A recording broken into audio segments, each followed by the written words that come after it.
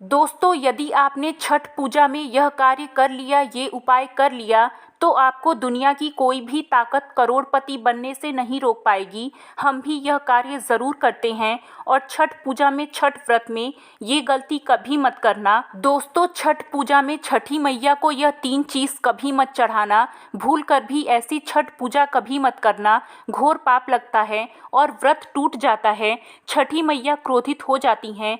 दोस्तों, वीडियो में आगे बढ़ने से पहले अगर अभी तक आपने वीडियो को लाइक नहीं किया है तो वीडियो को लाइक करके चैनल को सब्सक्राइब ज़रूर करिएगा। दोस्तों, हिंदी पंचांग के अनुसार छठ हर वर्ष कार्तिक माह के शुक्ल पक्ष की षष्ठी तिथि यानी छठी तिथि पर मनाई जाती है। ये हमेशा दीपावली के 6 दिन बाद पड़ता है, जो नहाय खाए की परंपरा से प्रारंभ होता है। ये व्रत करने वाले व्रतधारी 36 घंटे तक निर्जला व्रत रखते हैं, जिसके बाद छठी मैया की आराधना और सूर्य देव को अर्घ्य देने के बाद इस व्रत का समापन किया जाता है। दोस्तों, सबसे पहले हम ये जानते हैं कि ऐसी कौन सी महिलाएं हैं जिन्हें छठ पूजा नहीं करनी चाहिए। लगता है घोर पाप और व्रत टूट जाता है, छठ मैया क्रोधित हो जाती हैं। दोस्तों, छठ पूजा का व्रत ऐसी महिलाएं गलती से भी ना रखें, अन्यथा आपकी संतान की मृत्यु हो सकती है, पति पर भारी संकट आ सकते हैं, उल्टा आप पाप के भागीदार बन सकते हैं।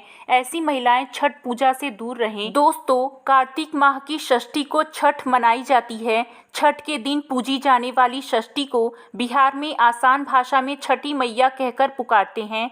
ये त्यौहार महाराष्ट्र, झारखंड, उत्तर प्रदेश तथा पश्चिम बंगाल में भी मनाया जाता है। मान्यता है कि छठ पूजा के दौरान पूजी जाने वाली ये माता सूर्य भगवान की बहन है, इसलिए लोग सूर्य को अर्घ्य देकर छठ माता को प्रसन्न करते हैं। वहीं पुराणों में माँ दुर्गा के छठवें रूप कात्यायनी देवी को भी छठ माता का ही रूप माना जाता है। छठ माता को संतान देने वाली माता के नाम से भी जाना जाता है। मान्यता है कि ये पर्व संतान के लिए मनाया जाता है, खासकर वो जोड़े जिन्हें संतान की प्राप्ति नहीं हुई है तो वो छठ का व्रत रखते हैं। वहीं सभी अपने बच्चों की सुख शांति के लिए छठ मनाते हैं। लेकिन क्या आप जानते हैं, कुछ ऐसी महिलाएं भी हैं जिन्हें छठ पूजा का व्रत गलती से भी नहीं रखना चाहिए। ये सबसे बड़ा घोर पाप माना जाता है। महिलाएं ऐसी गलती कभी ना करें। तो चलिए जानते हैं। दोस्तों, शास्त्रों के अनुसार जो लोग अधूरी शादी करते हैं वो शास्त्र का अपमान करते हैं। अधूरी शादी जैसे कि कोर्ट मैरिज और शादी के बिना ही संतान की उत्पत्ति करना सबसे बड़ा पाप है। ऐसे में छठ पूजा का व्रत ऐसे लोगों को अपनी संतान के लिए कभी नहीं रखना चाहिए, क्योंकि आपने हिंदू रीति रिवाज के अनुसार 7 फेरे नहीं लिए हैं और वहीं बिना शादी के जब ऐसे लोग साथ में रहते हैं तो समाज में ऐसा रिश्ता कलंकित होता है। दोस्तों, बहुत से लोग ऐसे हैं जो भागकर शादी करते हैं और परिवार को दुखी कर देते हैं, माता पिता को समाज में कलंकित कर देते हैं, माता पिता को रुला देते हैं, परिवार को रुलाते हैं,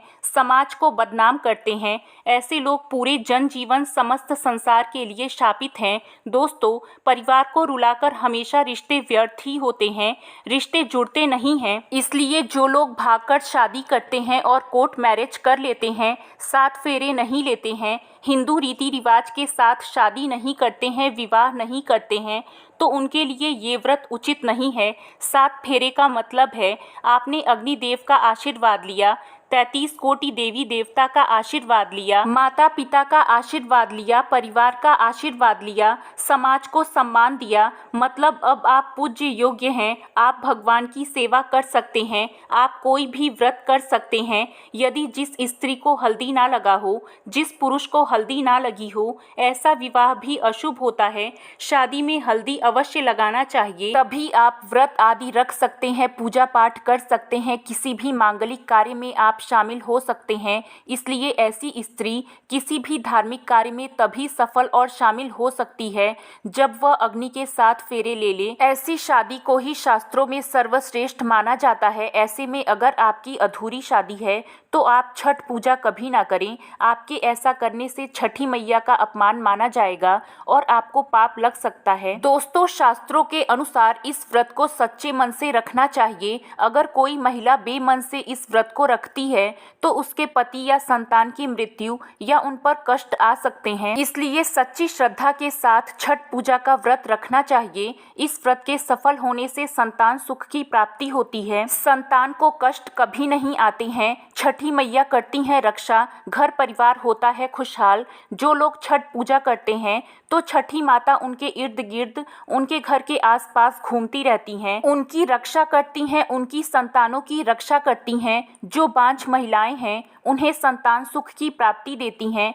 लेकिन सच्चे हृदय से ही माता को पुकारें। दोस्तों, छठ पूजा करने से सैकड़ों युगों के फल की प्राप्ति होती है। परिवार में सुख समृद्धि धन की प्राप्ति होती है। छठी मैया की पूजा से सभी मनोकामनाएं पूरी होती हैं। वहीं कुंवारी कन्याएं और पुरुष भी छठ पूजा कर सकते हैं। छठ पूजा का फल कई लाख गुना प्राप्त होता है। इससे व्यक्ति के सभी पाप खत्म हो जाते हैं और सुख समृद्धि की प्राप्ति होती है। छठ पूजा का व्रत पूरा करने से स्वयं छठी मैया आपके पूरे घर की रक्षा करती हैं। दोस्तों, अब ये भी जान लेते हैं कि छठ मैया को ऐसी कौन सी चीज़ें हैं जो नहीं चढ़ानी चाहिए, भयंकर पाप लगता है। दोस्तों, नंबर 1, सूर्य भगवान को अर्घ्य देने के लिए तांबे का लोटा ही प्रयोग करें, लेकिन भूलकर भी चांदी, स्टील, शीशा और प्लास्टिक के बर्तन से अर्घ्य नहीं देना चाहिए। इससे व्रत टूट सकता है।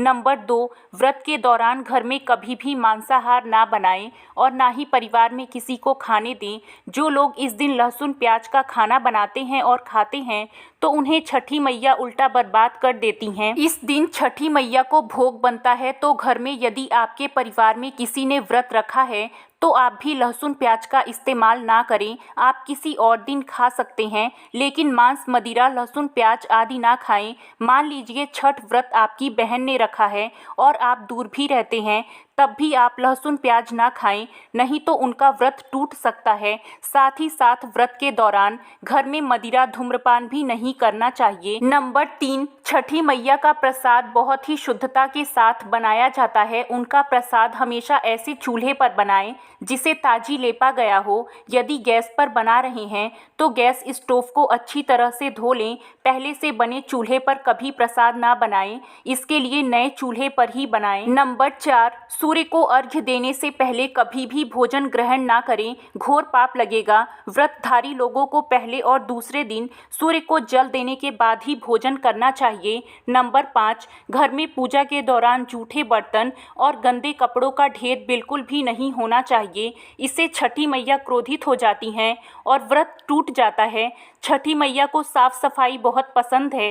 व्रत के दौरान अपने घर को साफ सुथरा रखें और गंगा जल से छिड़काव अवश्य कर लें। इससे पूरा घर पवित्र हो जाता है और छठी मैया का आशीर्वाद प्राप्त हो जाता है। नंबर 6, छठी मैया से मांगी मन्नत अगर पूरी हो जाए तो आपको अपनी मन्नत का पूरा होने की विशेष पूजा जरूर करनी चाहिए, अन्यथा मैया के प्रकोप का सामना करना पड़ सकता है। नंबर 7, छठ का व्रत करने वालों को जमीन पर 4 दिनों तक सोना चाहिए। छठ पूजा वाले कमरे में ही अपना आसन लगाना चाहिए। ऐसे में आपको छठ मैया का ध्यान करते रहना चाहिए। इससे माँ आपके व्रत को संपूर्ण करती हैं और कोई भी विघ्न बाधा नहीं आती है। नंबर 8, जिस जगह पर प्रसाद बन रहा हो वहाँ साधारण भोजन भी नहीं बनाना चाहिए, साथ ही साथ उस स्थान पर खाना भी वर्जित है। नंबर 9, प्रसाद बनाते हुए नमक का हाथ भी किसी पूजा की वस्तु या प्रसाद से नहीं छूना चाहिए। नंबर 10, पूजा के दौरान अपनी वाणी को बुरी बातों से थोड़ा दूर रखें। जुबान पर गंदे विचार भी नहीं लाना चाहिए। छठी मैया का आशीर्वाद पाने के लिए मन में गंदे विचार नहीं लाने चाहिए। तो आज के लिए बस इतना ही। कैसी लगी आपको जानकारी कमेंट में ज़रूर बताइएगा। वीडियो को लाइक करिएगा, अपने दोस्तों के साथ शेयर करिएगा और भी ऐसे वीडियो देखने के लिए चैनल को सब्सक्राइब ज़रूर करिएगा। धन्यवाद।